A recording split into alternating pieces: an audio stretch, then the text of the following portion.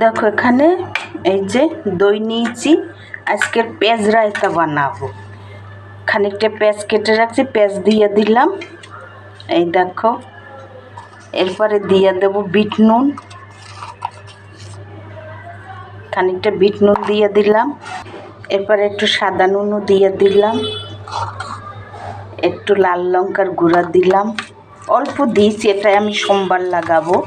এবারে ভালো করে এটাকে ফেটিয়ে নেবো। এই যে দেখো, দেখো রায়তাটা একটু ফোড়ন দেব, তার জন্য আমি সর্ষে দিয়ে দিলাম আর দিয়ে দেবো কারি পাতা। এরপরে এতে একটু রসুন ভেজে নেব, টেস্ট ভালো আসবে, রায়তাটা খুব টেস্ট আসবে। এরপরে আমি দিয়ে দেবো একটু হিং, আরও ভালো আসবে। এই দেখো, এটাকে সুন্দর করে আমি ভেজে নেব। দেখো সুন্দর করে ভাজা হয়ে গেছে, এবার 2টা শুকনো লঙ্কা দিয়ে দিলাম। এবার আমি গ্যাসটা বন্ধ করে দেব। এই দেখো, এবারে রায়তার ভিতরে দিয়ে দাও।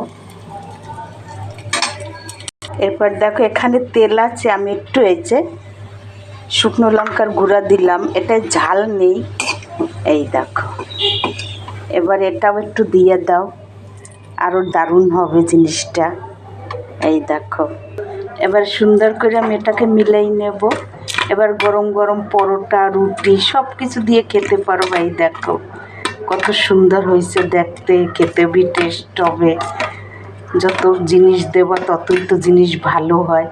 সুন্দর করে মাখা হচ্ছে। এই দেখো, এরপরে এই বাটিতে ট্রান্সফার করে নাও আর টেবিলে দিয়ে দাও, সুন্দর করে খেতে থাকবে।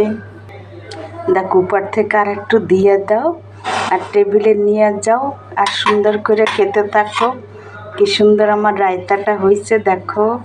তোমরা একবার ঘরে করে খেয়ে দেবে, যদি ভালো লাগে আমার ভিডিওটা লাইক দিও, ভিডিওটা সাবস্ক্রাইব করে দিও।